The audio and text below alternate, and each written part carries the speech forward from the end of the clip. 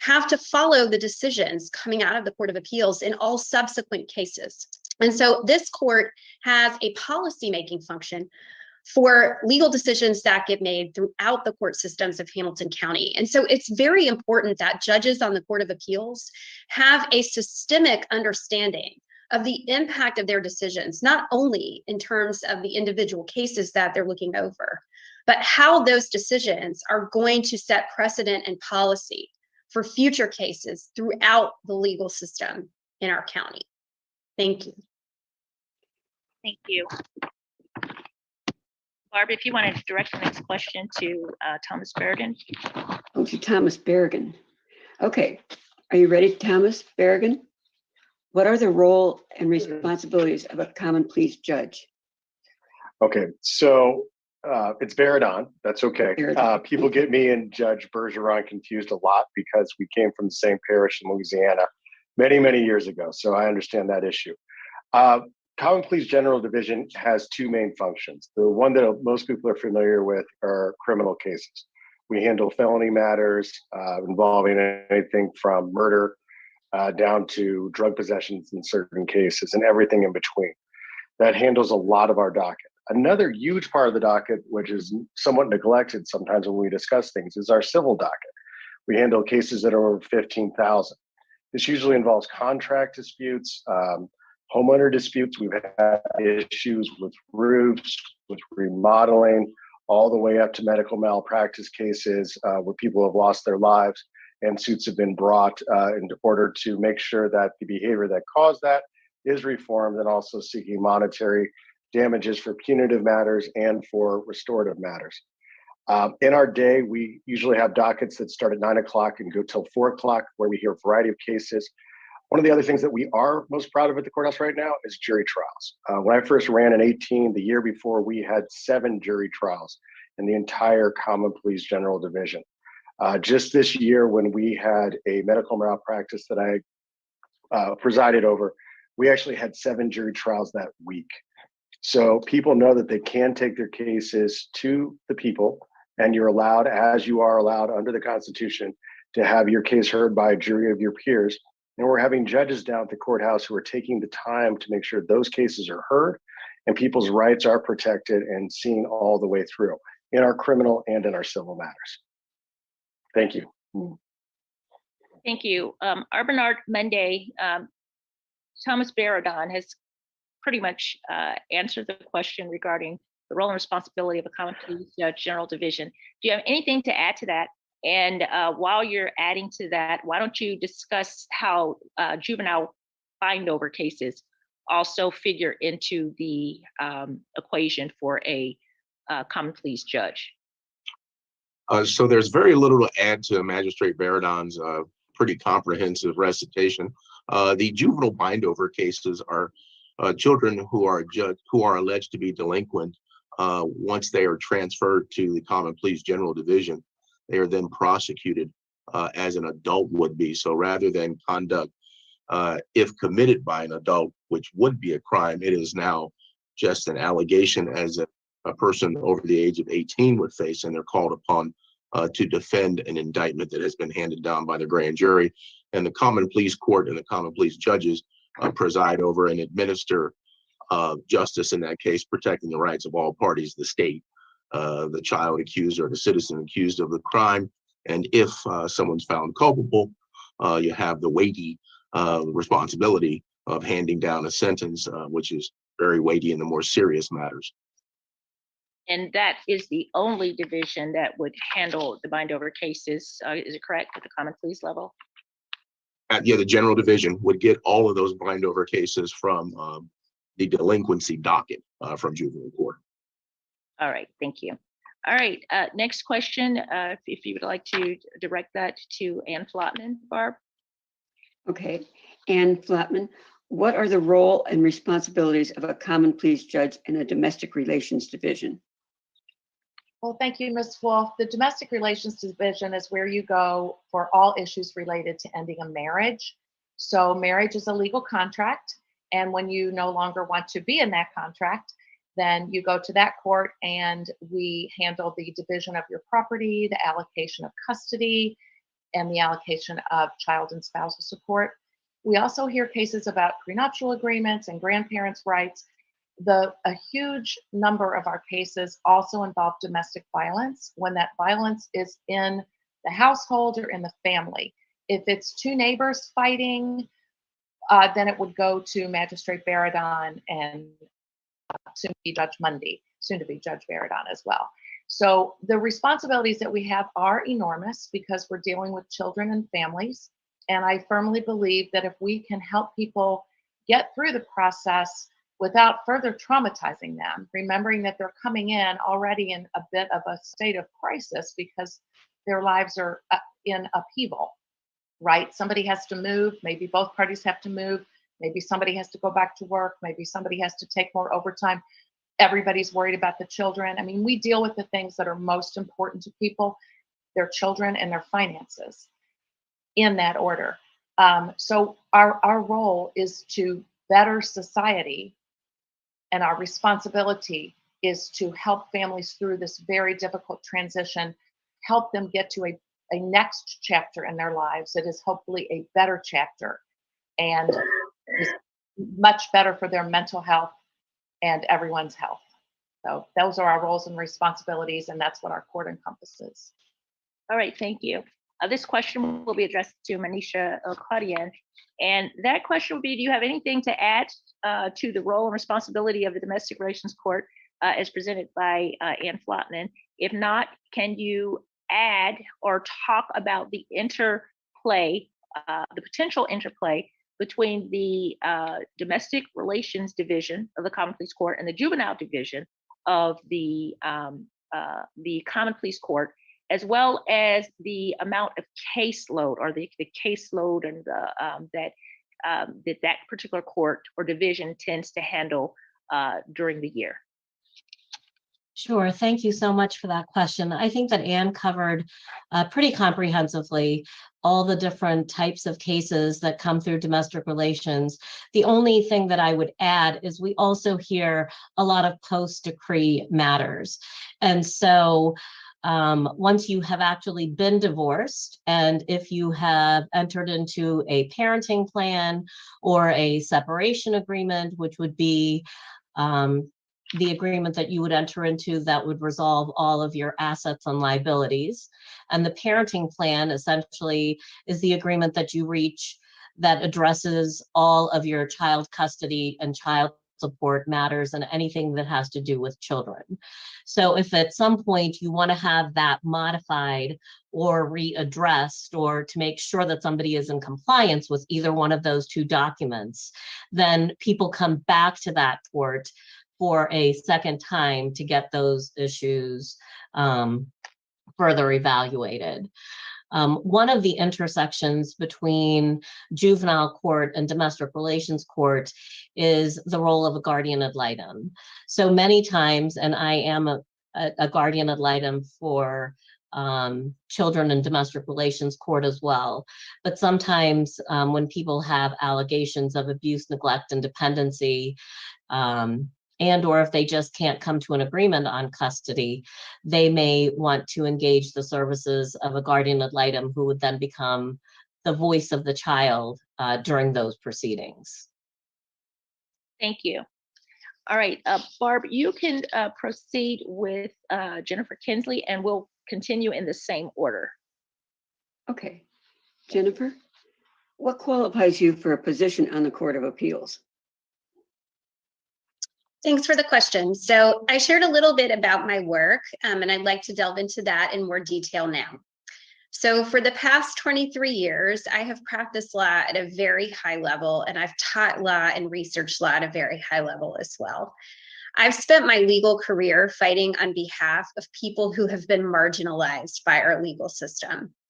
I started my career as a juvenile public defender, defending kids accused of crime. And I very quickly saw a broken system that I could not change one child at a time. And so I left and I went into private practice, where I began a civil rights practice focused on ensuring that our government worked for the people that it is intended to serve and not the other way around. And over the course of my career, I have worked on cases that have radically reformed our legal system. I mentioned earlier that it's important for a Court of Appeals judge to have a perspective on how their decisions impact our systems. And I have spent my legal career reforming our system, so I have that perspective. One of the cases, for example, that I handled was a part of a team to transform the way that we approach juvenile justice in Ohio. We closed down a number of problematic juvenile prisons that were keeping kids locked up in a cell 23 hours a day, sometimes without food, education, or medical care. As a result of that case, not only were prisons closed throughout the state of Ohio, but the juvenile prison population was reduced by 2/3.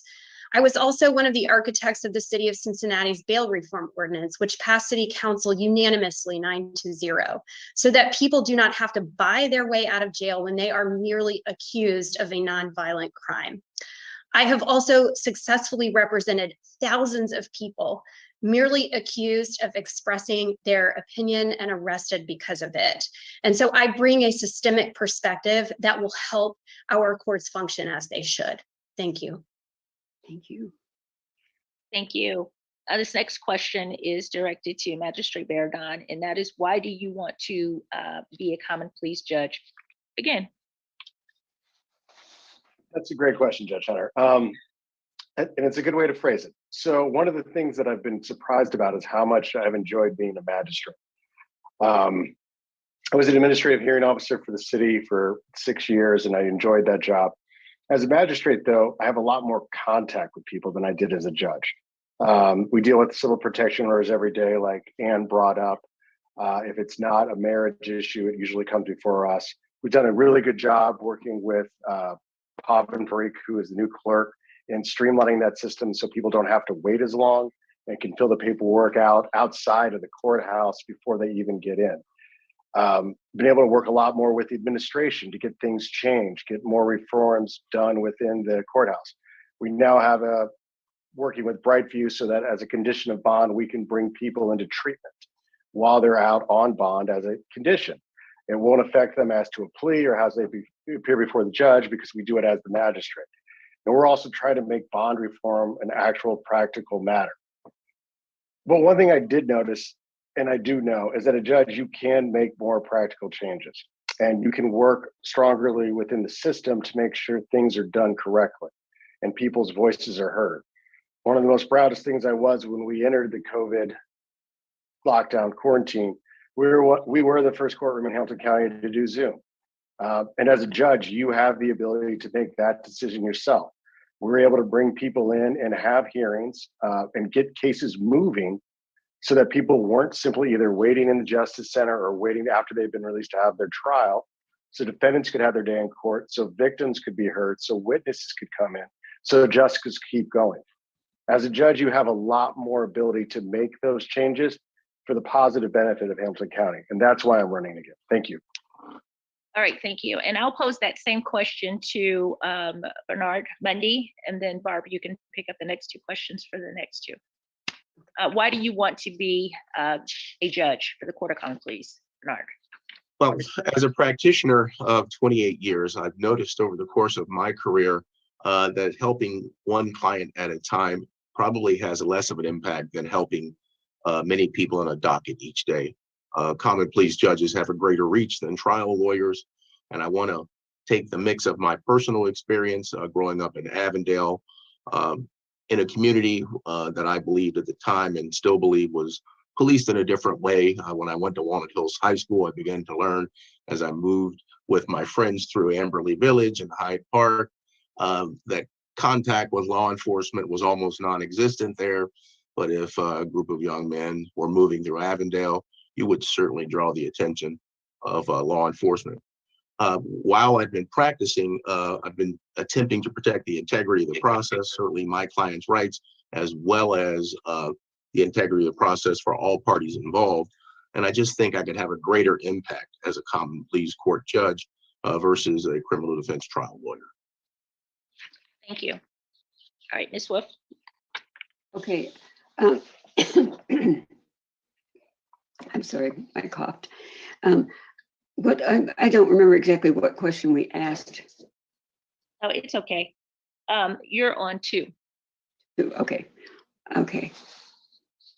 Whoops. And you're going to direct that to Ms. Flotman and to Ms. Cotian. Oh, there. Oh, sorry. Okay. Ann Flotman, why do you want to be a judge in the domestic relations court? Thank you, Ms. Wolf. Great question.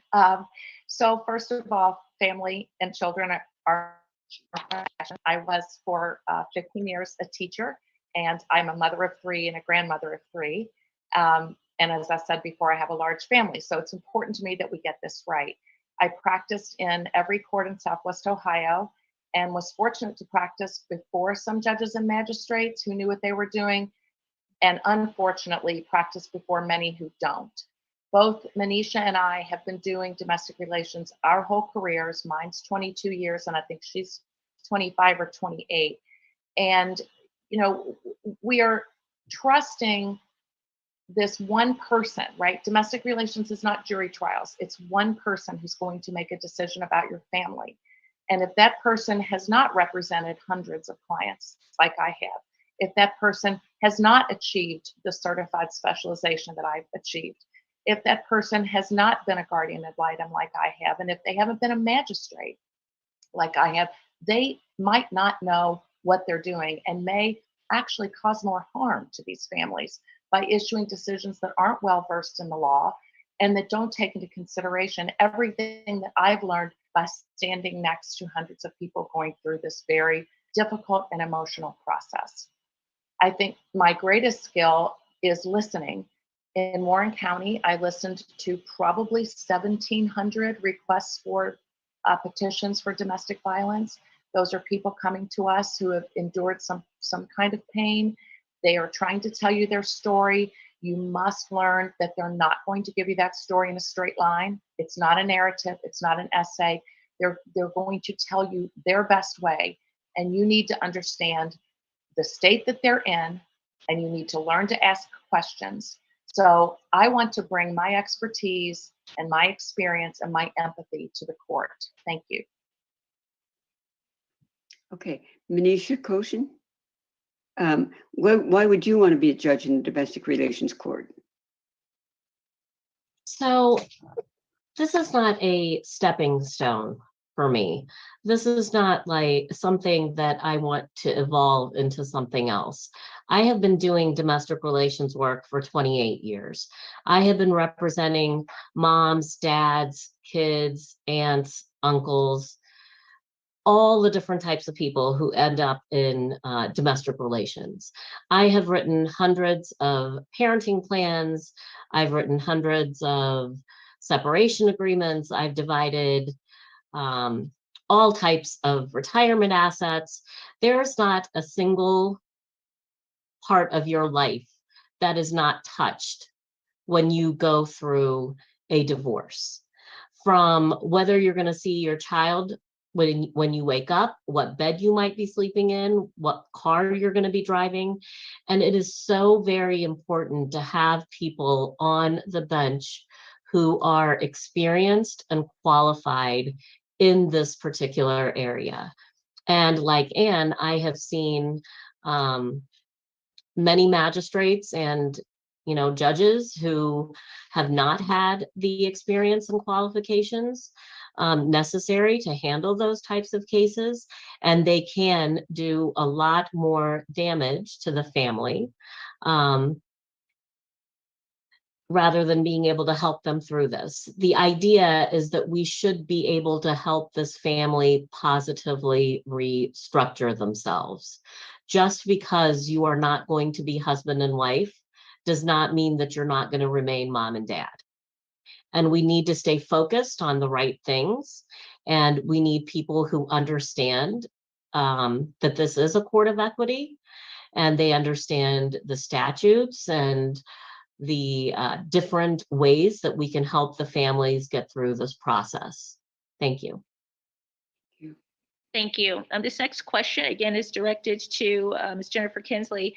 And the question for you is, what makes you a better choice for the First District Court of Appeals than your opponent? Thanks very much for the question. So I'll highlight two things. First of all, I want to highlight the political gamesmanship that my opponent is playing. And I want to let everyone watching this forum know that this race is not a game to me. I care very much about our community and what happens to it. So much so that I have very often represented my clients for free. And I have put my life and my time and my energy behind what I believe is the right thing for our community and the people in it. This is not a game. And I resent the fact that my opponent is playing a game with your choice and your vote. Let me explain.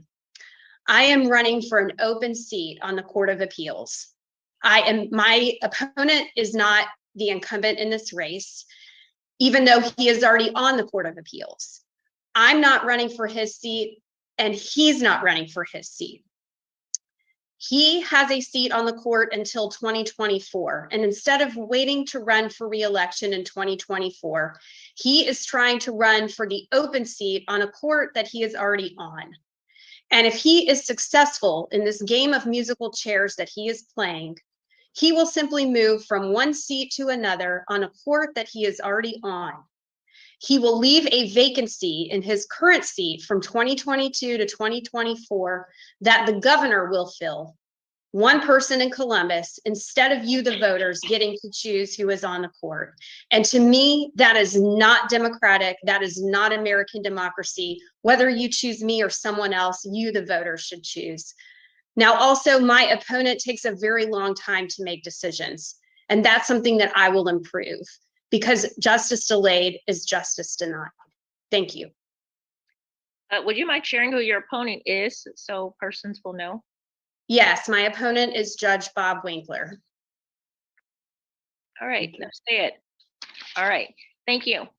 You have the next two questions, Ms. Wolf. Yes, and I will be asking them of, Bernard Mundy and yes, and Thomas Baradan. What makes you better for the person than your opponent? What makes you better for the position, I'm sorry, than your opponent?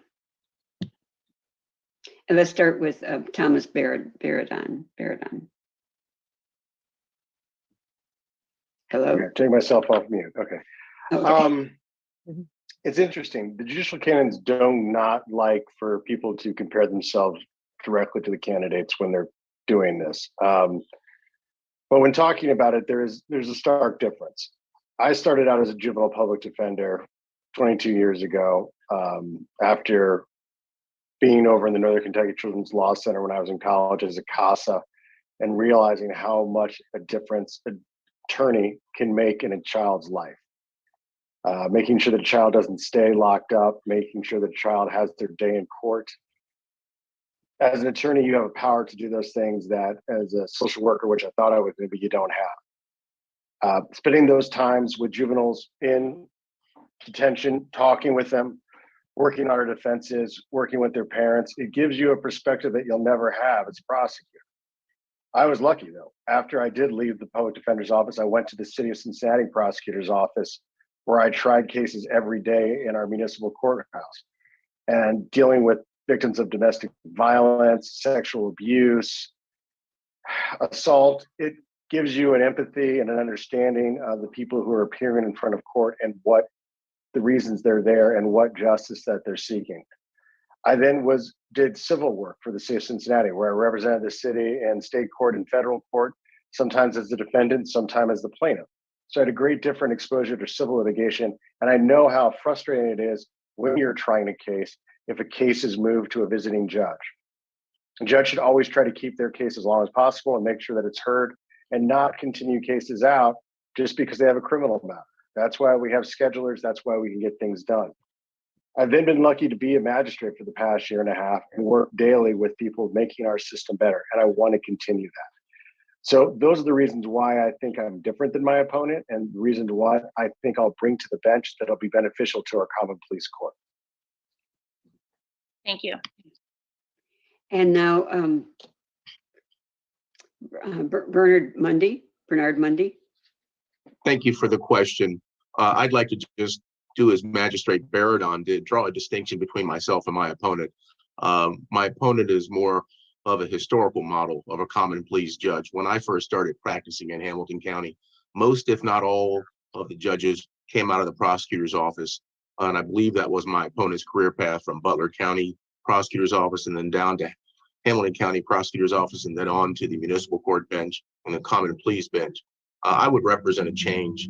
A criminal defense attorney my entire career, a Cincinnati native, a person who, while growing up in Avondale, has been privy to sort of stop and frisk by Cincinnati police, as well as car stops, having lived experiences that some of the litigants and parties who come before me have experienced. And so rather than just reading words off of a page, I might be able to know how persons feel while in the actual moment. I represent a change where I want to pursue things such as reducing the incarceration rate for nonviolent offenses and bail reform. We don't have too little pretrial detention. We have too much pretrial detention, especially on nonviolent offenses.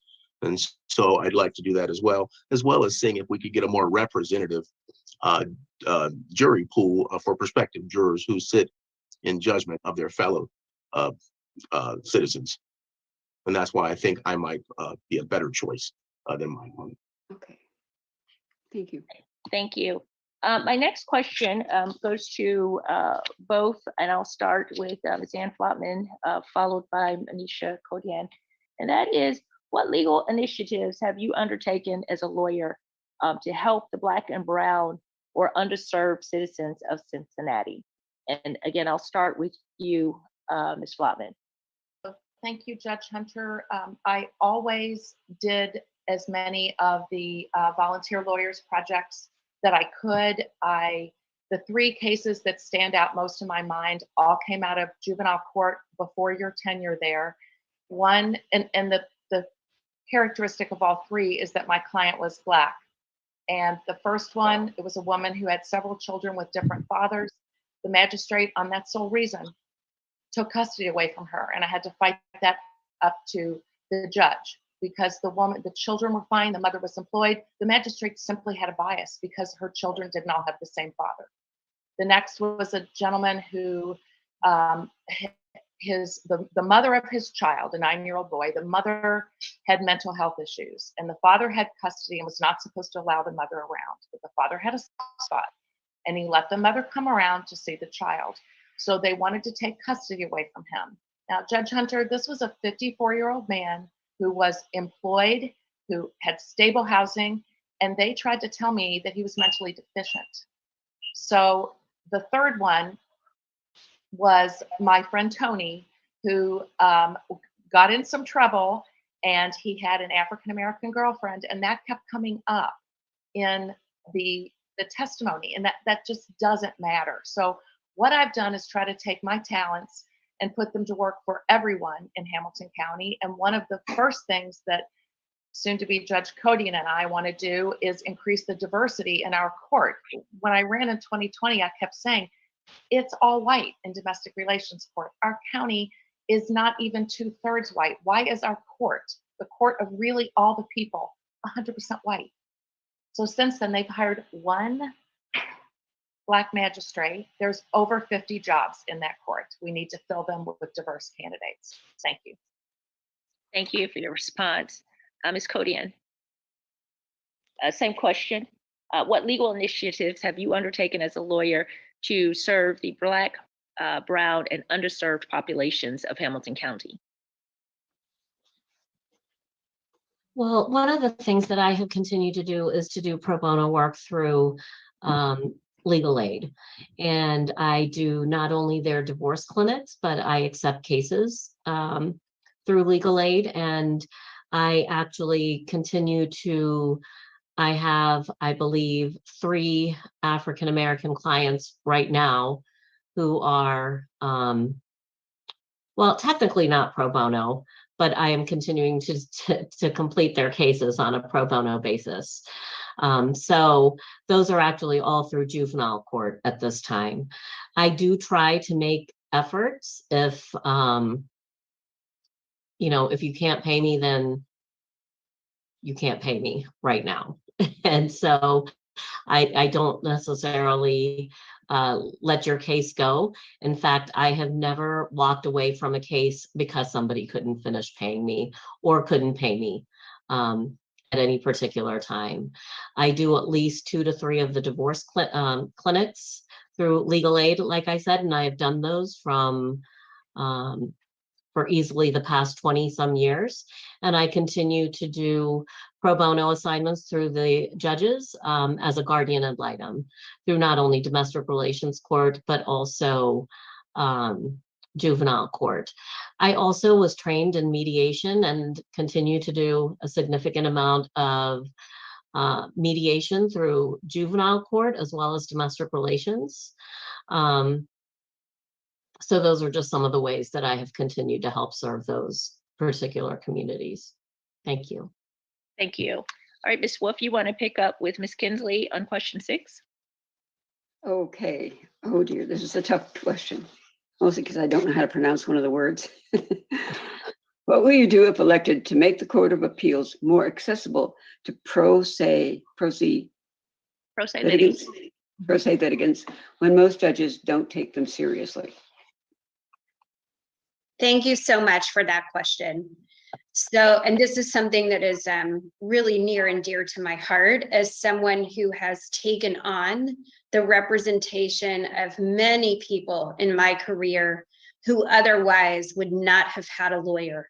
So I understand the plight that people face when they try to go up against a gargantuan legal system alone.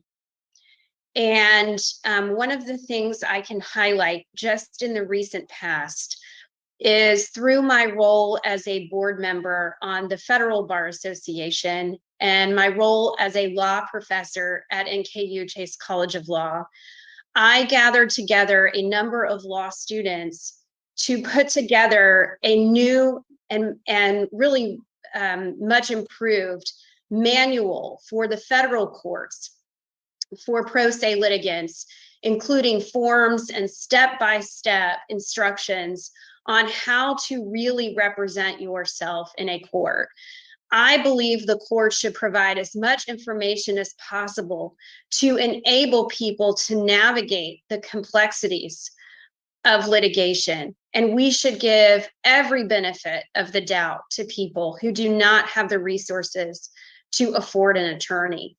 And so that's something that could be replicated at this court, bringing together resources through law schools and legal organizations to ensure that information is given to people like this manual and like the form bank that we were able to create, so that people have access to as much information as they need to be able to effectively represent themselves if that's the only option that they have. And that shouldn't be the option. We need much more devotion to providing counsel. But if that's where they are, we need to provide them the tools so that they can navigate the system.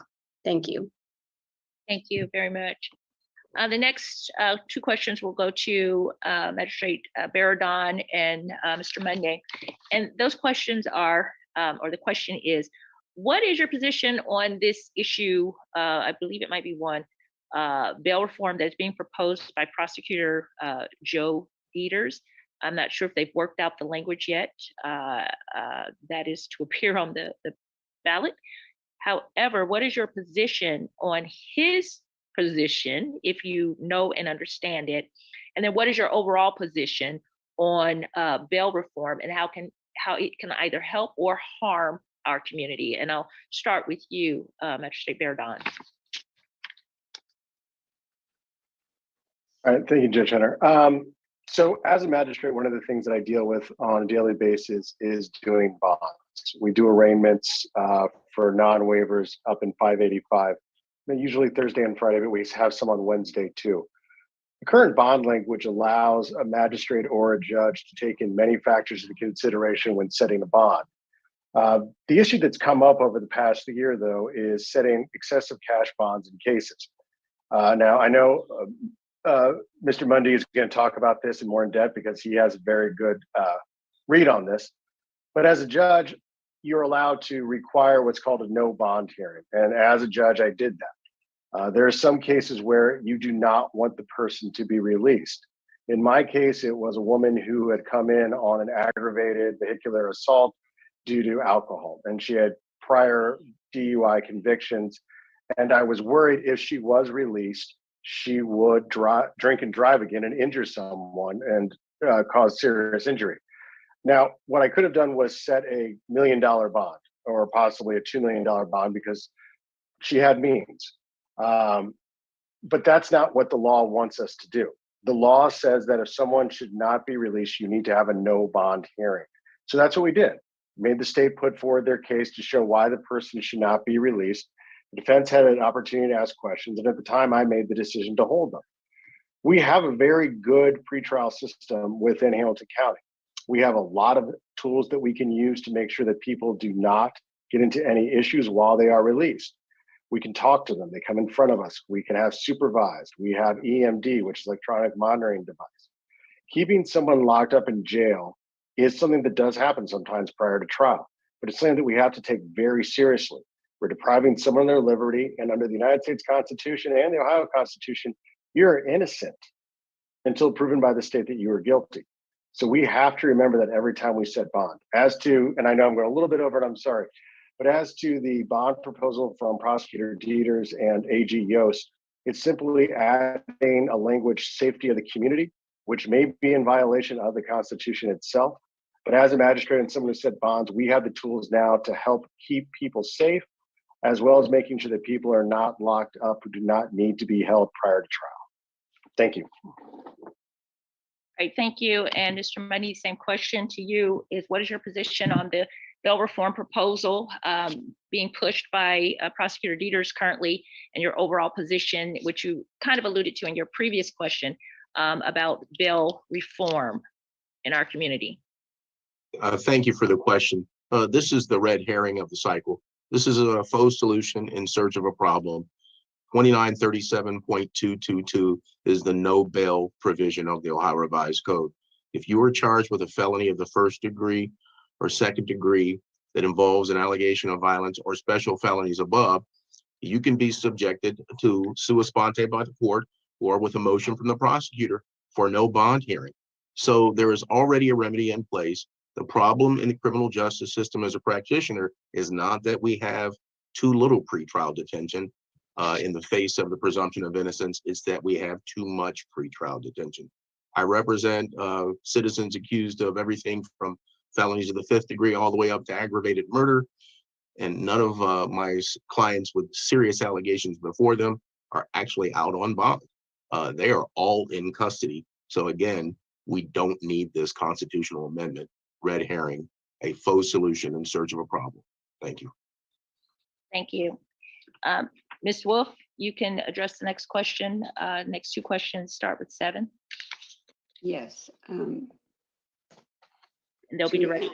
Yes. go And ahead. Ann Flotman and Manisha Kodian. Okay. What pro bono cases have you undertaken as a lawyer? And what makes you better? Let's back up. I'm sorry. Start with 7. I believe they addressed that a little earlier. Oh, okay. Okay, thank you. I will. How are Black, brown, and people be disparately impacted by your court? And what do you I'm propose sorry. as a solution? I'm sorry, it's difficult. That's okay. Are you asking how? Go ahead, Judge Hunter.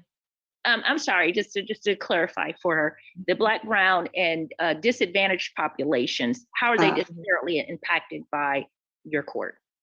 Okay, great Thank question. you. So first of all, as I said before, there's a total lack of diversity. So there's not any kind of welcoming atmosphere if you are Black, brown, otherwise disadvantaged person coming in to an almost exclusively white courthouse. I say clubhouse because it's a little bit of an old boys clubhouse. So the disadvantages also are that, at least as of the last time I asked, about 6 months ago, the Hamilton County Domestic Relations Court had undergone 0 diversity, equity, and inclusion training, 0. When my opponent and I had our NAACP forum, he said he'd never done one implicit bias training. I have done several, and we need to do them all the time. We all have implicit bias. You must do the training. You must recognize it. You must see how it's affecting you. So if you have a court of 3 judges and 12 magistrates who, again, are making decisions that change people's lives, and none of you has thought to take DEI training, none of you has done implicit bias training, this has never been addressed, that's a huge problem. 2/3 of the people who are going through divorce court aren't represented. Back to your previous question about pro se litigants. And while there is a self-help center, when I look at the forms and procedures as explained on the court's website, they're very difficult. They're not user-friendly. I've researched websites of domestic relations courts and family courts across the country, and I definitely want to improve that and make it more accessible. So anyone who is disadvantaged by not having a lawyer, disadvantaged by not having higher education, is going to struggle with trying to figure out, where do you go? What do you need? How do you file it? It's basics, stuff that we need to make clear so that everyone has access to justice in that court. Thanks. Thank you. And now Manisha Kotian, am I saying that right? Yes, Manisha Kotian, thank you. Thank you. Oh, good. It's the same questions for you. So the interesting thing about domestic relations court, which kind of differs from some of the other courts, is that if you are unable to afford an attorney, one will not be appointed for you. So that is one of the reasons that we see so many pro se litigants appear in that particular court. And one of the things that can be helpful, and I don't want to sound like I'm being repetitive in some ways, but it really does therefore make a difference whether you have qualified and experienced judges on the bench, because then those people have actually written the shared parenting plans and the separation agreements, which they will be coming to you with. So you want to have somebody who is able to read through those documents and ask all the right questions and do some reality checking with those pro se litigants. And because you're not going to have an attorney who can help you draft those, it can be very helpful sometimes to be able to send those litigants to mediation and kind of divert them to other resources to help them get to where they need to be, and make sure that those documents are actually going to work for them. Thank you. Now, Thank you. we have, it's 8 o'clock. The forum was scheduled from 7 to 8. We got started just a little bit late. So with permission, if it's okay, I'm going to ask each one of you one more question, but give you 1 minute to answer that question, followed by 1 minute to close. And then that will make up for the time that we lost when we started the forum late. And then the last 2 candidates, because there are only 2, will be able to adjust your time and give you the same amount of time. So if that's okay with everybody, we'll proceed. And so my last question for you, Ms. Kinsley, will be, what do you perceive as the greatest obstacle to fairness in sentencing? And what can you purport to do as the judge, if elected to the Court of Appeals, to eliminate those disparities? 1 minute. Implicit bias is, in my mind, the greatest contributor to sentencing disparities. We know they exist, but we are not able to study them because we do not have a system that builds in protections for sentencing data. We need to change that. There is already underway a sentencing data project at the Ohio Supreme Court level, but it is flawed in many respects. Number one, it did not seek the input of the impacted community. So the project had representatives from the prosecutor's office, from the court system, from probation, from the victims, et cetera, but did not include criminal defense representation. That's wrong. Secondly, it's an opt-in project. So the people least likely to be contributing to the disparity are the most likely to opt in and vice versa. So we actually need a mandatory sentencing data project. In my role, if I am elected, I will ensure that data from my court is collected and studied so that we can tackle the implicit bias problem. Thank you. Thank you. And Ms. Wolf, if you want to take the next 2 questions and start with 8. That would be with, Magistrate Baradon. yes. Thank you, sorry. What will you do if elected to ensure defendants have access to quality representation when most persons are forced to retain public defenders that are often underpaid and lack resources to try cases? That is a great question, Ms. Wolf. This one is near and dear to my heart. Years ago, when I was working for the city as a solicitor, I had to attend a hearing where one of the magistrates in municipal court was dealing with some people, and someone had used a phrase that I had never heard before, amazingly, and Jennifer might laugh at this, and Bernard might too, public pretender. And I literally had never heard it. I'd been a public defender for 4 years and never heard it. And oh my God, Magistrate West almost came off the bench. She was so furious. While I know our public defender's office needs more funding, while on the bench, one of the things that you're able to do is provide funding to defense counsel so that they can get lab reports, so they can get expert witnesses in. And I know that that was one of the things that caused some issues while I was on the bench, but I was always for that because as a prosecutor, I know you have the full weight of the state behind you. You have the police, you have the coroner's lab is impartial, but you have all of those resources available to you. They're the ones who bring it in. As a defense attorney, you don't. As a judge, you can fund those matters for defense attorneys when requested, and they need to know they can make those requests of the judge. I was very open about that. Thank you. Sorry for running over. And the same question for Thomas Baradon, or Bernard Mundy, I'm sorry. Thank you for the question, Ms. Wolf. If elected, I think I have a unique sort of view over the course of my career of evaluating other trial lawyers' capability, and the common pleas judges are able to appoint lawyers for indigent clients who appear before them. And so you would select some of your most capable and accomplished colleagues who are willing to take the cases. Also, to piggyback off of what Magistrate Baradon said, make sure the resources are available because like my slate mate Jennifer Kinsley said, implicit bias, and I would add the intersection of socioeconomic status of the accused tend to impact outcomes. Frankly, poor people fare worse in the criminal justice system. Some would say, and many have heard this phrase, the color of justice in America is green, and they're referring to money, right? So the money buys the best defense.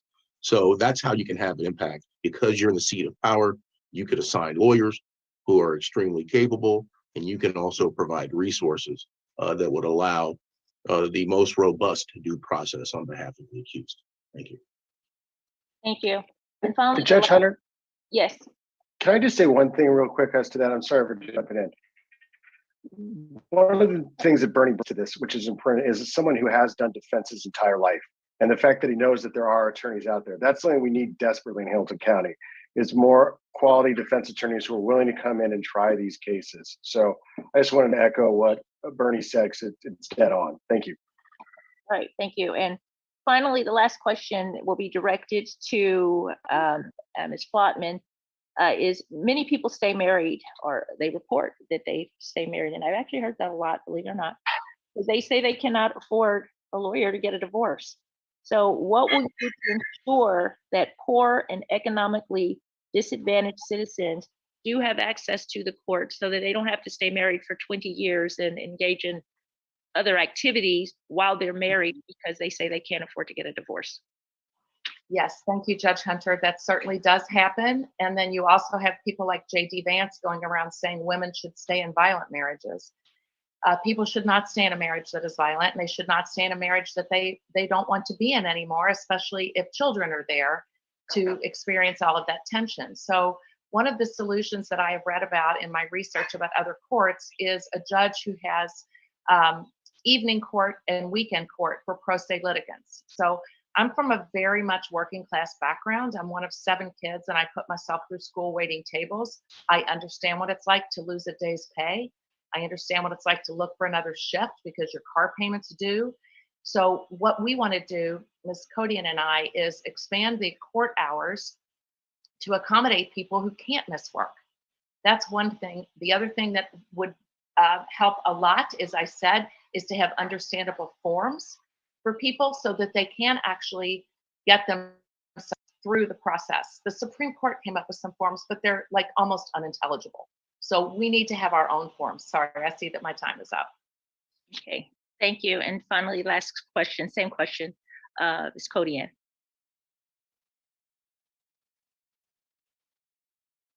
Judge Hunter, could you just repeat that question for me? I apologize. Many people report, especially in underserved communities, that they stay married because they can't afford to get divorced. How will you reduce that problem among certain populations that are married but have side people because they can't afford a divorce? Well, I think that what Anne was saying is probably pretty much dead on. I mean, one of the things that we really need to do is to make this a court that is more accessible to the people that are coming before it. And one way of doing that is to improve on the forms on the website and to make sure that it is something that people can navigate a little bit better on their own. One of the reasons, obviously, one of the bigger barriers to getting proper representation is the fact that you don't have the funds to be able to do it. At the end of the day, I think that there's other types of things that we just can't control.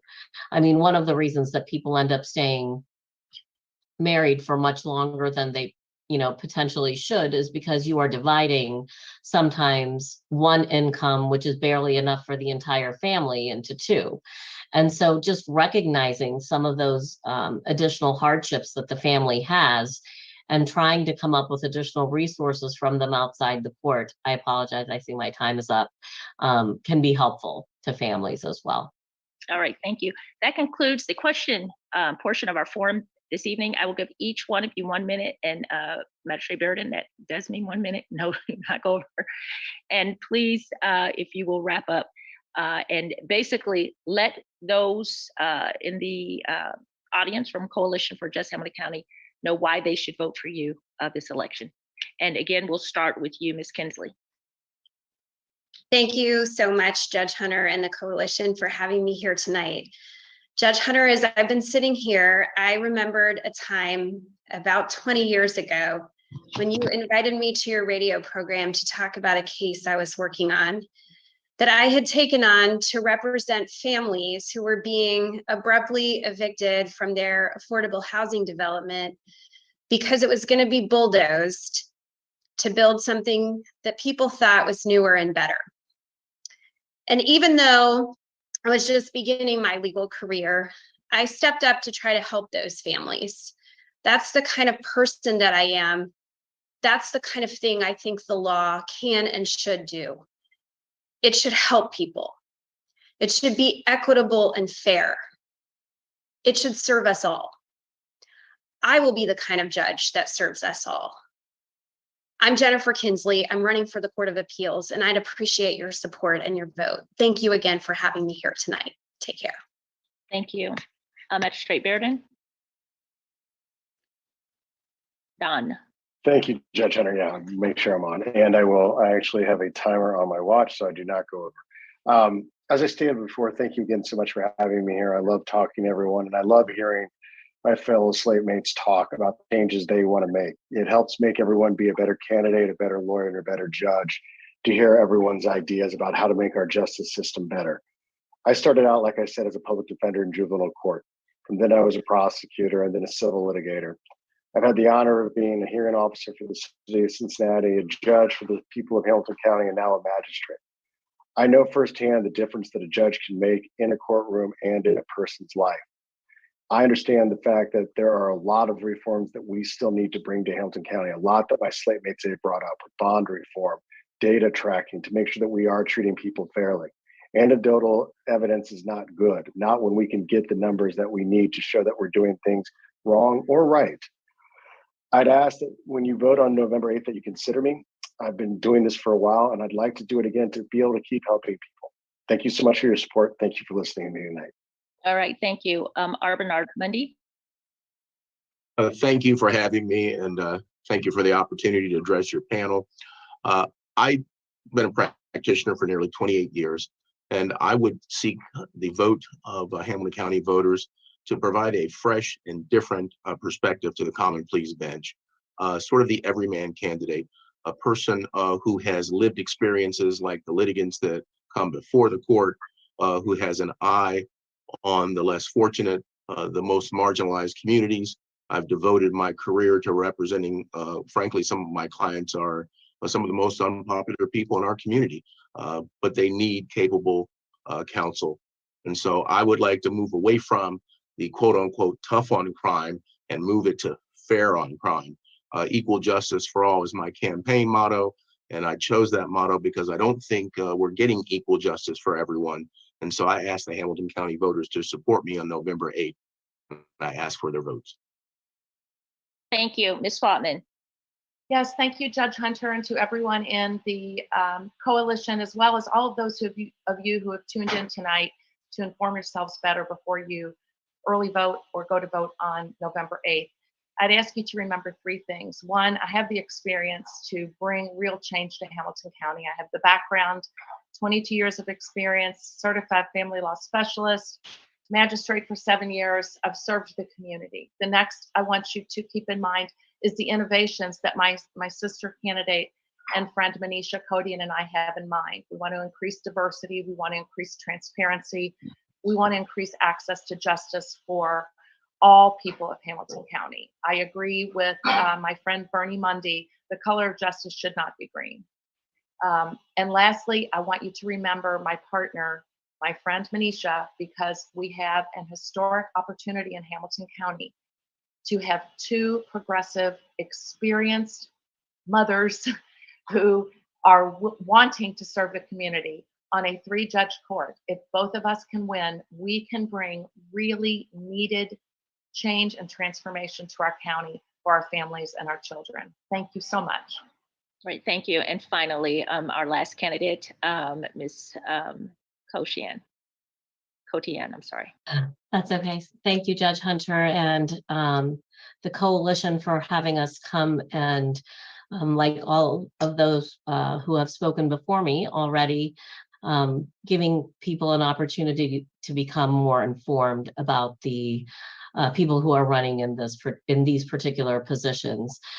There's no question that judges matter, and we are learning more and more how important it is to have qualified, experienced judges on the bench, and the harm that can happen if we have judges in positions who are not experienced and qualified.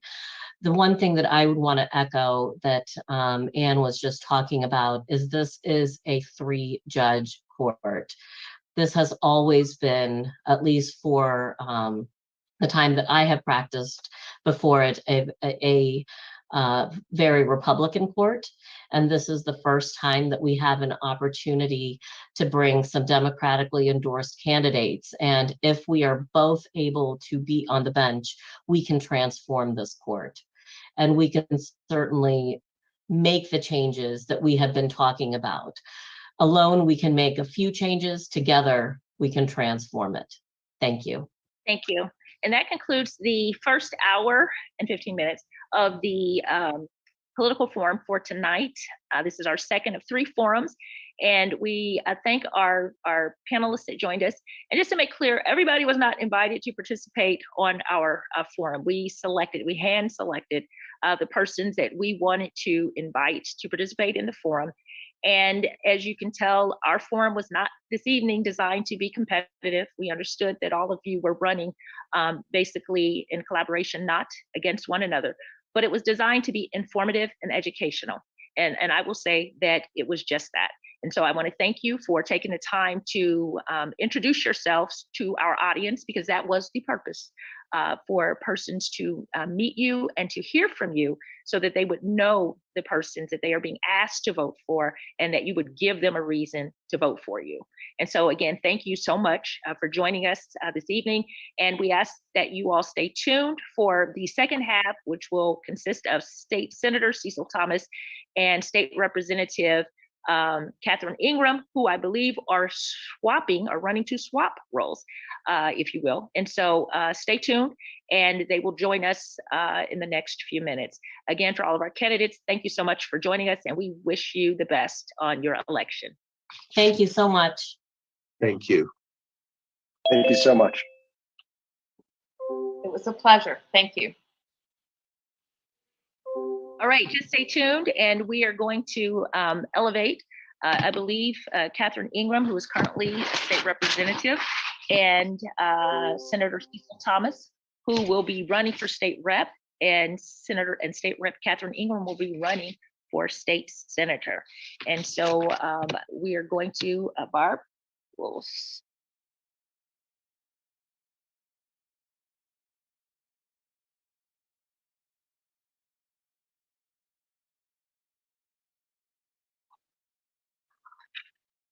okay.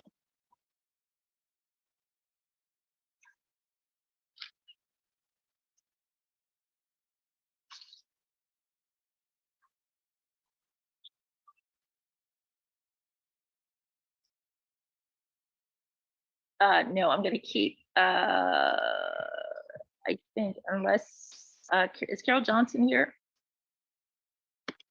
Right. Okay. If not, then Barb, I'm going to ask you to continue on as co-moderator in the second hour, if that's okay? Okay. All right, and you have the questions for both Catherine Ingram when she joins us, as well as the state rep. Yes. Okay, all right. Well, we're going to get started. We're not going to wait. And if Ms. Ingram, who has requested to participate, she joins us at any point, you may bring her in. But with that, I want to welcome State Senator Cecil Thomas. Good evening. Good evening, and thank you all for having me. Coalition has been doing some great work in the community, and I appreciate all that you all do. Well, thank you.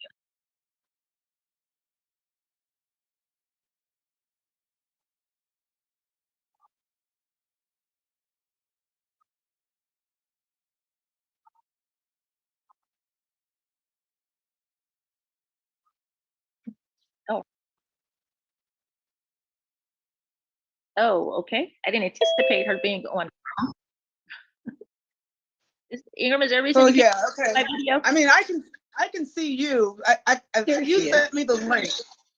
Oh, So there you are. if I don't have the right link, then somebody needs to send me something else. No, you got it. We got you. You're on. I don't know what happened there. Sorry about that.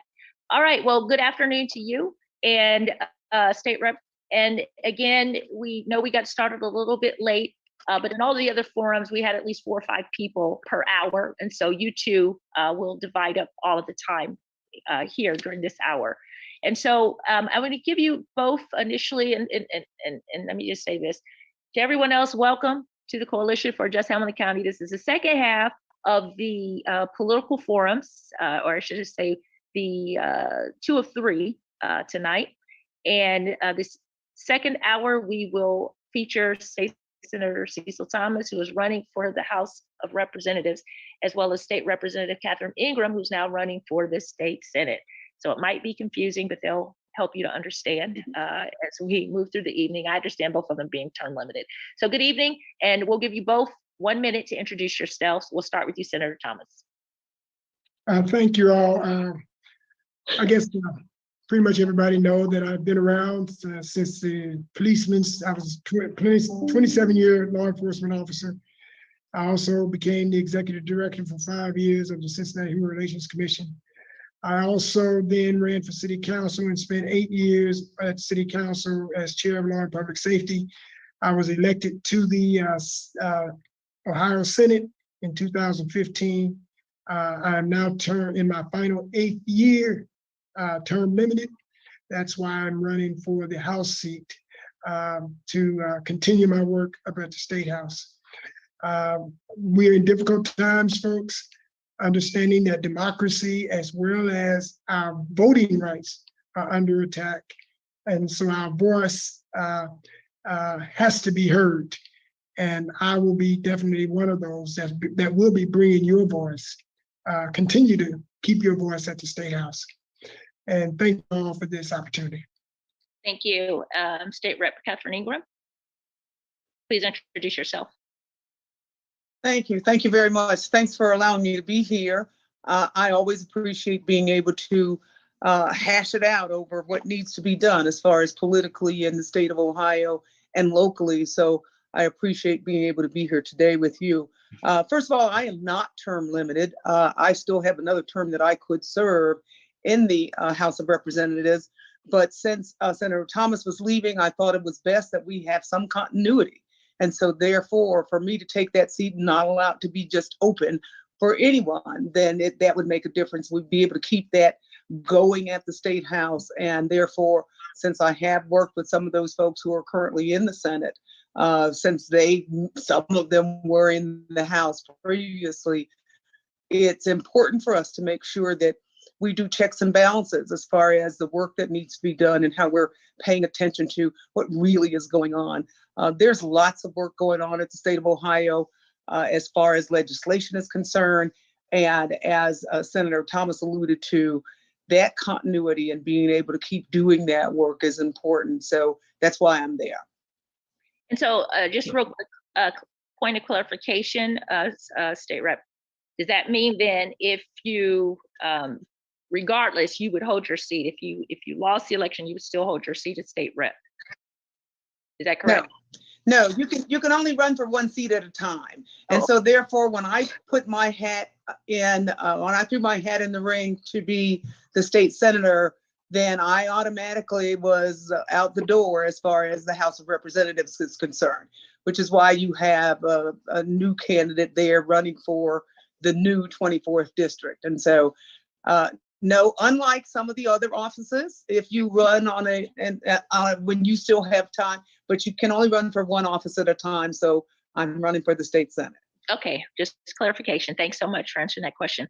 All right, State Senator Cecil Thomas, you talked about running now for the state rep position. I believe I don't know if it's currently held by Catherine Ingram or not, because under the redistricting, all of the districts are all discombobulated. So I really don't know if you're running in the same the same district. So maybe you can bring clarity to that. But while you're bringing clarity to that, the question is, what are the roles and responsibilities of the position you seek as House of Representatives, and how is that different than what you're doing as a state senator?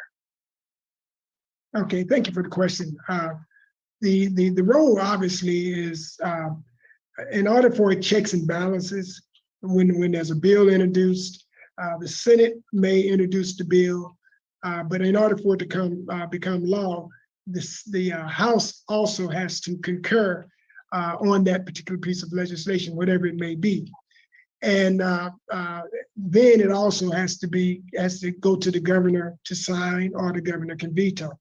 So the Senate is oftentimes referred to as the upper chamber, and the House is oftentimes referred to as the lower chamber.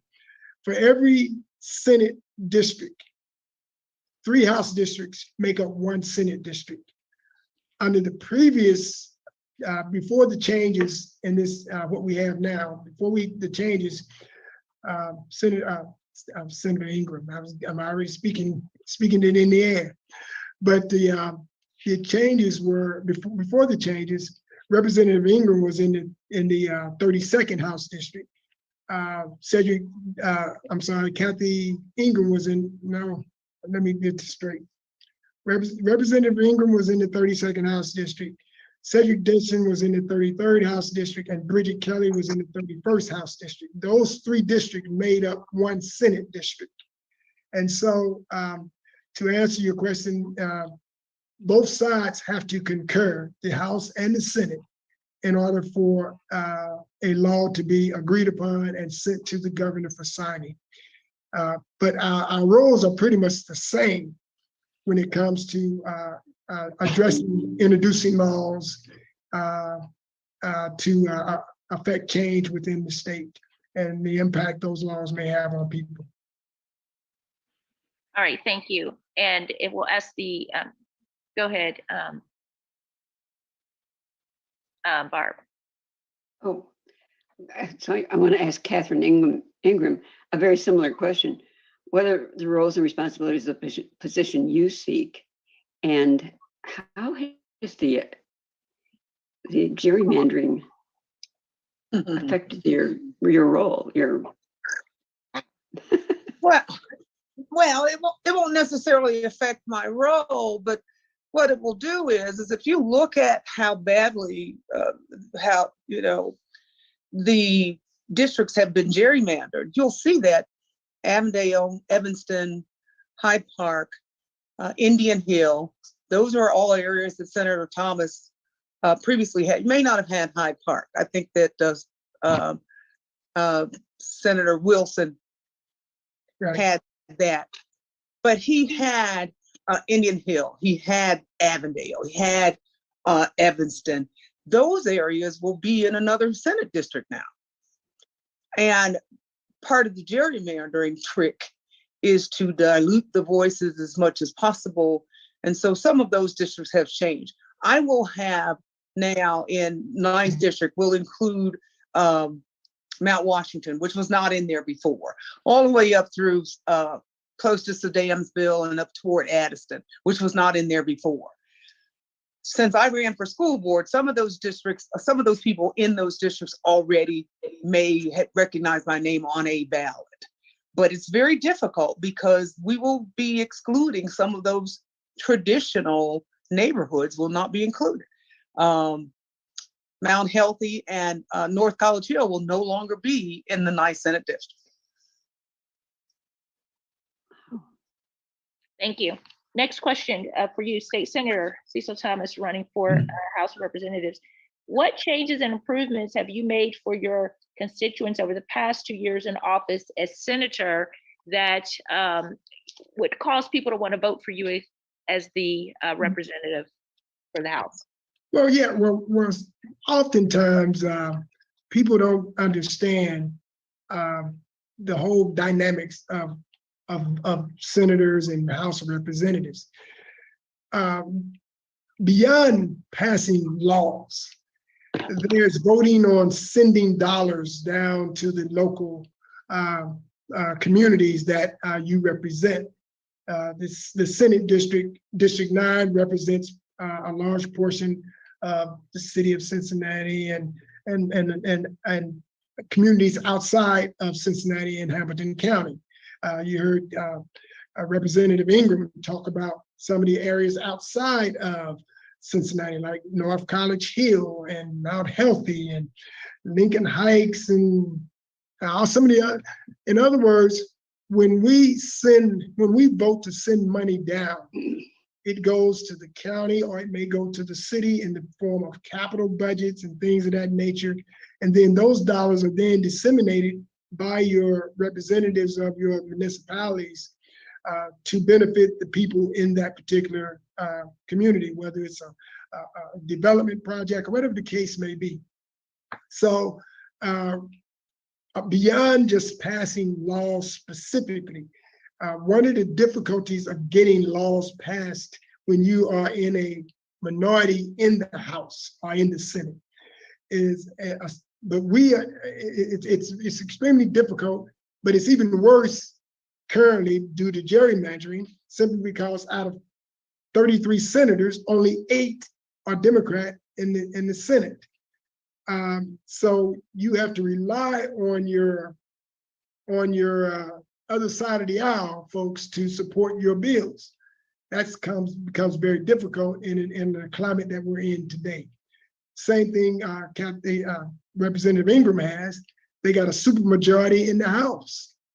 The supermajority it makes it very difficult for Representative Ingram and others to get bills passed. Now we co-sponsor numerous legislation. You're muted, Judge. I'm gonna need to call time, and I'm gonna ask you all, when you can, to also observe Carol Patton. She will be holding up your time Don't card. see her. Pardon me? I can't see her. I don't see her. You may have to advance your screen. I do believe that's kind of a problem because there's a number of us on here. But I'll give you the time if you don't see her. All right. Okay. So next question that's for you, Ms. Wolf. And for Catherine Ingram, what specific improvements or changes have you made for your constituents while state representative over the past several terms in office? Well, I think that Senator Thomas said it very well, is that we co-sponsor bills. I have a bill that was passed for a small business that was here. That is my bill completely, which was the alcoholic ice cream bill, but it was more of an economic development bill. And that's so they could sell and ship alcohol, or sell and ship ice cream that contained alcohol, which is a booming business. It is located in Over the Rhine. And so that was one of the things I allowed for. If anybody saw just earlier today, the transportation of persons in wheelchairs, that we passed a bill in the 132nd GA that they were allowed, that Medicaid was supposed to be allowing them to get access to taxi cabs or Ubers or vans that are not necessarily ambulettes, to be able to get that transportation. So I'm very interested and very disturbed by what I heard today.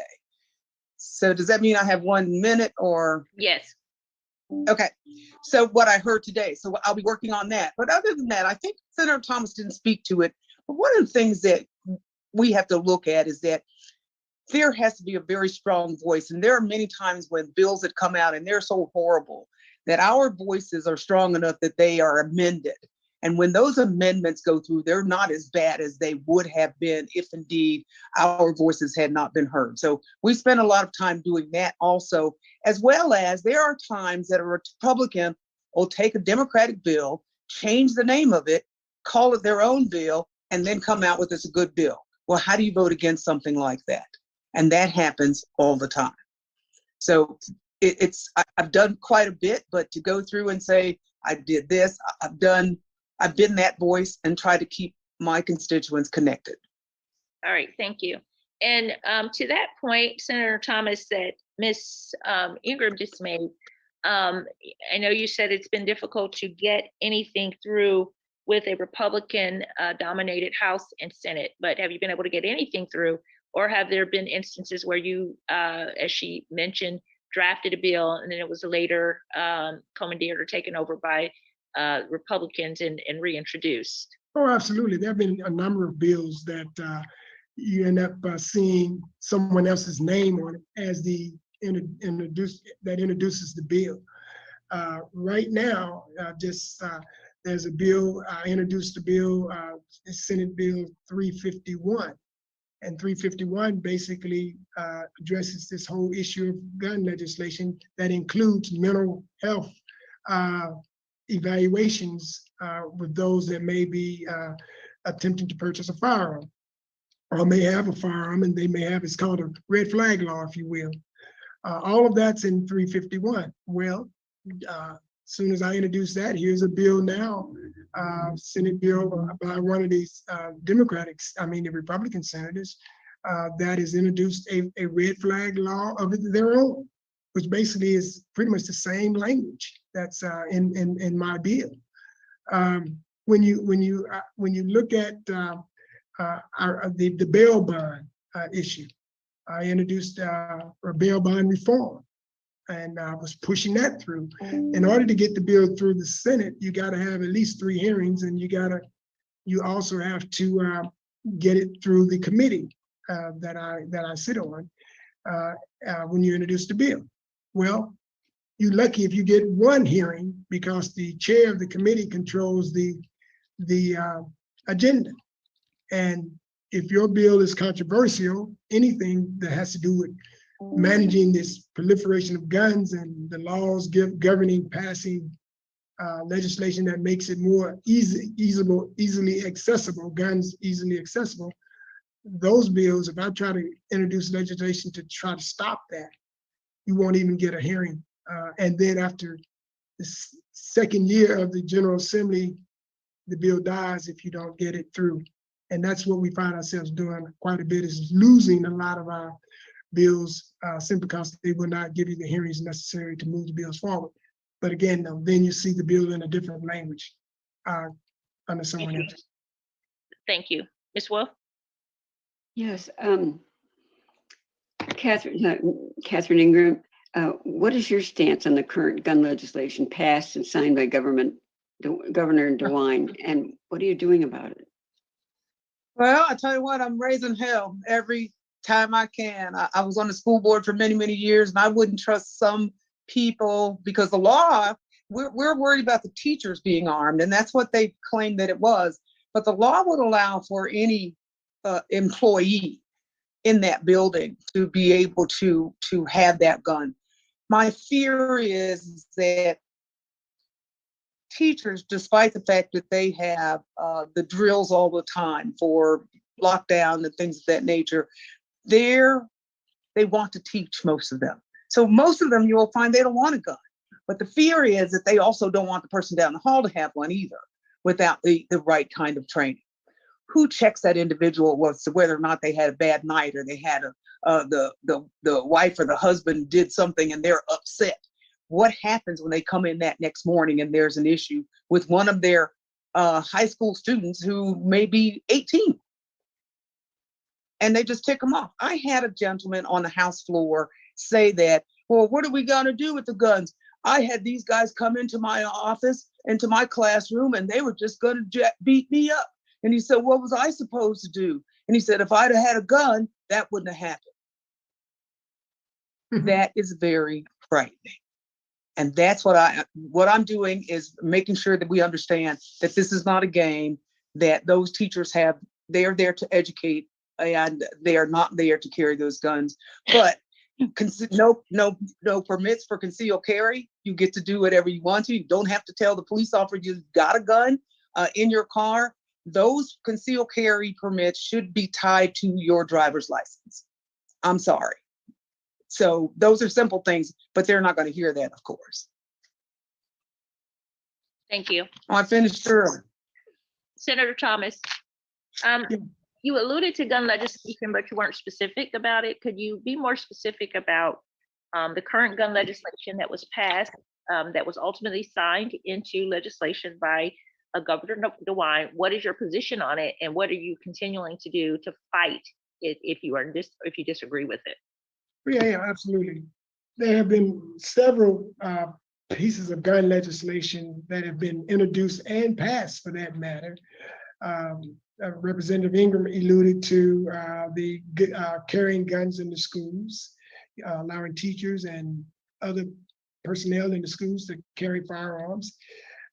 Then there was the open carry, permitless carry. That law allows for an individual, no longer are you required to get a concealed carry permit to carry a firearm. You can just now go and buy your gun and not have to be too concerned about the permit to carry. That's very problematic, simply because I believe it was in 2021, there were over 2,000 permits to carry guns rejected because for whatever reason, prior to the change in the law, you had to apply for a permit. And part of that application was a background check. Well, now, and that background check would catch at least, they caught at least 2,000 last year that they rejected. But now that's not required anymore. So those 2,000, several of those individuals will now be allowed to get a gun. So that's problematic. The stand your ground law, which basically had said that prior to the change, if you are in a confrontation with another individual and you have the ability to walk away, then the law said you should walk away. If you can safely remove yourself from that situation, the law said you should do that. Well, the stand your ground law changed that. Now you can argue with somebody And if you got a gun and they got a gun and you got your permitless carry, it's whoever get to their gun first. And then the other person can argue, I was in fear of my life. That's why I shot the other individual. So that's just a few. My time's up now. I see the little screen there. Thank you. Ms. Wolf. Oh, yes. Catherine, what is your stance on Roe v. Wade, and what can you do at the state level to impact reproductive rights for women? Well, right now, there are two resolutions that are there, one in the Senate, which Senator Antonio and former Senator Sandra Williams was working on. As a matter of fact, since I am planning to go to the Senate, Senator Antonio asked me to work with her on that resolution that talks about codifying Roe back in the state so that women will still have their reproductive rights. There's also a companion bill in the House. It's not a bill, it's a resolution in the House by Rep. Jessica Miranda and Rep. Michelle Lepore Hagan that's trying to do the same thing. But as the co-chair of the Black Maternal Health Caucus, my argument back to the state is that you are already not taking care of women who are having babies. And so for us to force women to continue to have babies against their own wishes, that we've decided how they should live their life. And shame on that being legislated as far as a right being taken away. So shame on them. I don't care what they call it, what they're using as their argument. A lot of that is because, for the love of God, what I tell them all the time, and I argued this on the floor of the House in the last General Assembly when they brought forth the heartbeat bill, is that when I go, my decision and where I go to in this afterlife will be between me and my God. You will not be standing there, and you will not be helping me get in, and you will not be helping me stay out. So therefore, if I make that decision and God doesn't like it, I assure you, I will accept whatever that is, but that is not your right. Thank you. And actually, Senator Thomas, the same question is directed to you, and that is, what is your stance on Roe v. Wade, and what can you do at the state level, if elected to the House of Representatives, to impact reproductive rights for women? Well, my stance is this, is that a woman's right to choose should be between her and her doctor. It's just that simple. You know, I'm a man. I have no idea what it's like to have a baby or carry a baby, whatever the case may be. I have no idea. And I would not want someone telling me what I can and cannot do with my body. It's just that simple. Yeah, now, here's what's so critically important about what can we do. There's a huge push now for states' rights, pushing everything back to the states. The federal courts at the federal level, Supreme Court at the federal level said, nah, we're going to put this back on and let the states decide. Now, what we have facing us right now is a Supreme Court that is currently 4 Republicans, 3 Democrats. Maureen O'Connor is retiring. So we got 3 and 3. Now, what we're going to be faced with in this situation, in this scenario, is the simple fact that there are 3 judges running for the Ohio Supreme Court: Terry Jamison, Marilyn Zayas, and Jennifer Brunner. Those 3 are critical to giving us control of the Supreme Court. So when I fight against legislation at the representative level, and Kathy fights for that legislation to say reverse this whole issue of heartbeat 6 whatever 6 weeks that the heartbeat and all this other stuff to force women to have these children, it will end up in a battle at the Supreme Court. And if we don't get control of the Supreme Court with those 3 judges that are running, we're going to have major problems. Thank you. Thank you. Ms. Wolf. Catherine Ingram, pardon me. What have you done to reduce health disparities in the Black and underserved communities in your district? Here again, I'm the co-chair of the Black Maternal Health Caucus, so I talk about that as a continuum on an ongoing basis. Healthcare ties very closely to housing and childcare and all those other things that go along with factors that put us in a position as to where we are in this life. I just had a meeting with Renee Mahaffey with the Closing the Health Gap here in Cincinnati. And I just attended a leadership conference in Phoenix regarding early childhood.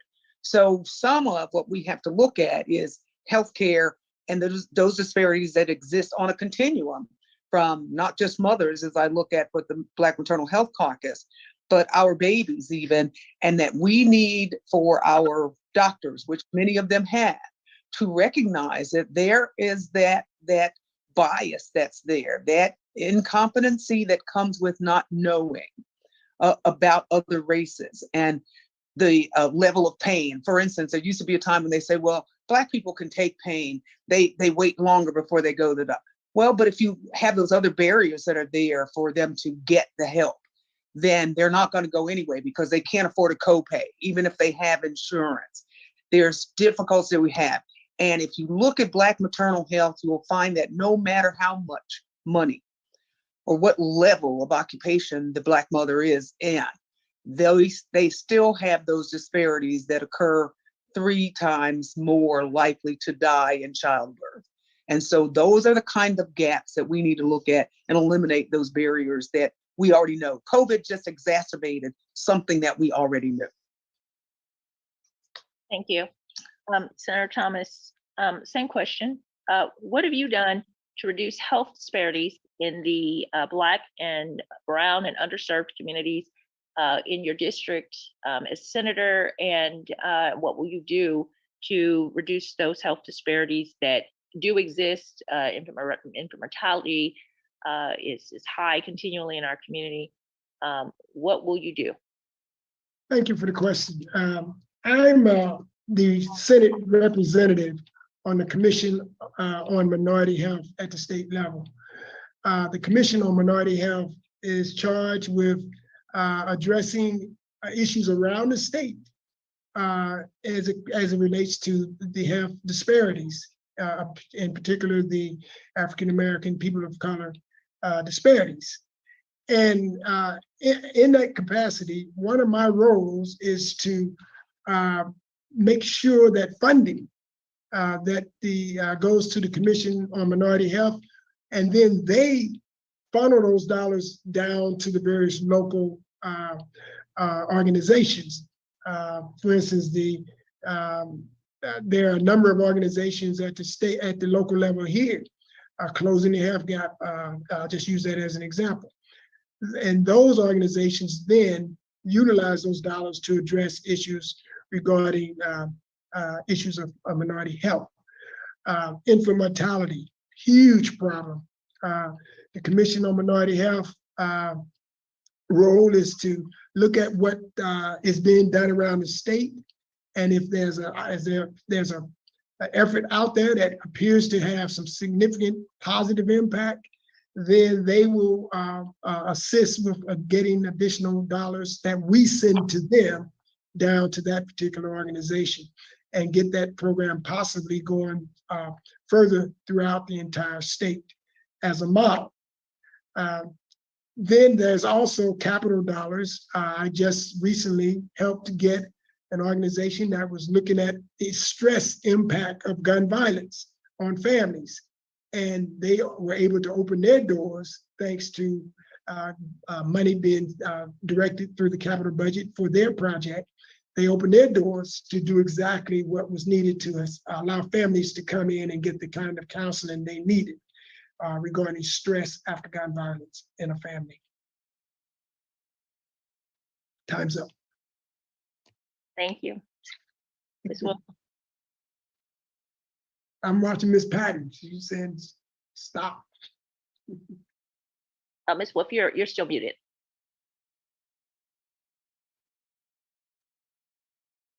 I don't think I have any more questions. You do, you have one. Oh, Oh, yes, I do. Thank you.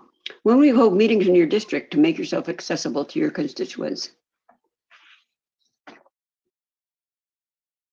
When? Yes. Well, we have one on, we have one on this coming Wednesday. It's our town hall. It's looking at the first families, and there is a town hall. But we have had, and I've had, and we've done it jointly a lot, the state reps, and we've included Senator Thomas on occasion. But we used to do one every third Friday at noon and that was called something that we did. But I'm always trying to get to where folks are. Unfortunately, the pandemic kind of cut things out, so nobody was meeting. They met virtually, but nobody was in person. So you try to get online, and I think that there was a lot of confusion sometimes with when they were meeting and making sure the link was available. But have been doing that on an ongoing basis. Unfortunately, I missed my own community council meeting this evening because I had to be on 2 other calls. So, but I'm always meeting. I'll be at Twin Towers, and not just for the election. I go to Twin Towers on my off years. So I don't wait till it's election time to see folks. And so, and when I get invited to events or I get invited to speak, I'm always there trying to make sure that that's taken care of. And the territory is a lot bigger than most people realize, but I try to make sure when I had North College Hill and Mount Healthy, that I didn't just take City of Cincinnati. I made sure that those folks in those areas were talked to, and I met with them on an ongoing basis. Thank you. Senator Thomas, what have you done and what will you continue to do to make yourself available to your constituency within your district? Okay, thank you for the question. Being on the calendar running for election, as you begin to get into the real heat of the election, your body is in high demand for appearances all over everywhere. And fortunately, I'm able to be at those high demand requests. I was at the Twin Towers just yesterday. That was a Saturday, I'm sorry, speaking to a group of constituents. But you also, there's a coordinated campaign where we have kind of collectively said, we're going to get all the Democrats that are currently running for office that are on the Democratic ballot. We're going to collectively go out and get things and reach out to the constituencies throughout. Fortunately, being a senator, the areas that I'm now going to in the House, I was their senator. So a lot of folks are very familiar with me because I represented them as a senator. And so it makes it a little easier to go around and shake hands and knock on doors and do all those good things. But to specifically focus, I appear at all of the requests for an appearance, and I go out and do my canvassing, and I have other folks canvassing as well for me, who are individuals that want to just help out with the campaign. And we do it every Saturday and Sunday. There are people out doing the canvassing, and I spend my time doing what I do as well as raising money. By the way, I got an event coming up. If you all are interested, it's going to be a birthday bash, and I want all of you all on this forum to listen, to be there, I should say. You'll hear more about it. Oh, okay. All right. So Senator has a birthday bash coming up. All right. That was our last question. And so what we're going to do for the closing is allow each of you at least 2 minutes to share whatever it is that you would like to share about why you're running and why we should vote for you. And we will start with you, State Rep Catherine Ingram, and you have 2 minutes to share whatever it is you'd like. Okay, I probably won't take 2 minutes. I'm just gonna make sure I discuss that Somebody asked me earlier today, I was at another interview, and they said, well, why should we vote for you? Same question. And what do you bring that is different from what your opponent will bring? And so therefore, in other words, what are you doing for us in Columbus? I'm one of those people that I've been around a while, and so therefore my experience is varied, and I'm able to bring a different perspective.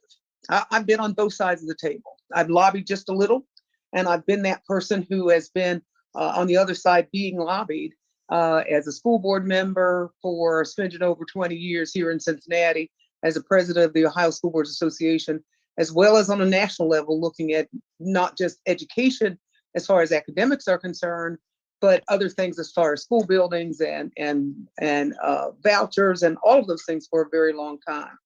And so what I take to Columbus and took to Columbus was that I have the experience, I have the ability, I have the knowledge, and am a relatively pretty good speaker. So I can get my message across, and I think that that's important to be able to do. I will continue to do that. I've done it for these last 6 years. I will continue to do that in Columbus on the Senate side. And you should vote for me because I'm the best candidate for the seat. And that district again, one more time, is? District 9, and it covers House districts 24, 25, and 26. Thank you. Senator Thomas. Thank you. Well, I started off this conversation speaking about all of my emphasis being, a servant leader throughout my time as a leader. That goes back about almost 50 years of service to the people of the state of Ohio, as well as the locally in Cincinnati, Hamilton County. And there was no comparison in terms of my experience with my opponent, whom I don't know, if he's going to challenge me or have a debate. I don't know. I'll be more than glad to debate him. But yet and still, there's no question. The experiences that I have are just impeccable, if you will, compared to my opponent. But more than that, myself and Representative Ingram, we're going to need help. We need more of the Democrats to be sent to the State House. It's critical. I already talked about the elections for the various judges. A lot of the Republicans have made it clear that they're going to do whatever they choose to do, whether we like it or not. And until we break that supermajority and get a governor in there, Nan Whelan, we're going to be in trouble. So I'm urging everybody out there, we got a Democratic slate of candidates. Please vote the entire ticket. All politics is local. That is so real. So I'm urging each and every one of you to vote the entire ticket that's listening to this particular broadcast. Overall, though, I'm running simply because I want to continue to fight. I don't bite my teeth up there. My tongue, I'm sorry. I don't bite my tongue. I call it what it is. And I have had a very interesting event up there, letting the people know exactly what is coming out of Columbus and why they need some change at the State House. And so going to the House seat is an effort for me to continue. And my time is up. All right, I want to thank you, Senator Cecil Thomas and State Representative Catherine Ingram, for joining us here on tonight's political forum presented by the Coalition for Just Hamilton County. I want to thank my co-moderator for this entire evening, Ms. Barbara Wolf, our timekeeper, Carol Patton, and Dr. Enoch for taking care of our technology, and then for all the members of the Coalition for Just Hamilton County for helping. Jackie Smith in particular has worked really, really hard to bring these forums to you that we've been able to bring for the past 2 weeks. Our last forum will conclude next Monday, September 26th. We have as our confirmed guest, Alyssa Mayhouse, Jessica Miranda, Rachel Baker, and David Dallas. And so We ask that you would join us again next week. As we stated previously, we have not invited everyone to participate in these forums, but we did want to present education and information that we believe that will help our community to make the best informed vote when you go to the polls this November. All of the forums that have been broadcast and recorded will remain on Facebook. You can go to the Coalition for Just Hamilton County Facebook page in order to view the forum. And as always, we anticipate not only will those who joined us tonight on the forum, but thousands of those who will view these recorded forums in the weeks to come will be able to, as well as they're being sent to our very voluminous Coalition for Just Hamilton County email list as well. And so there will be a lot of people that will view the forums. And so for all of those who have participated, we again thank you for your participation, both hours, and for all of you who have joined us and watching, we thank you for that. And again, overall, we just thank the Coalition for Just Hamilton County. We pray that you'll have a blessed weekend and a blessed evening, rather. And we will see you next Monday, same time, same place on Zoom, Monday, September 26th, for our last and final political forum for this season. Again, God bless you. Have a great evening. Thanks for joining us.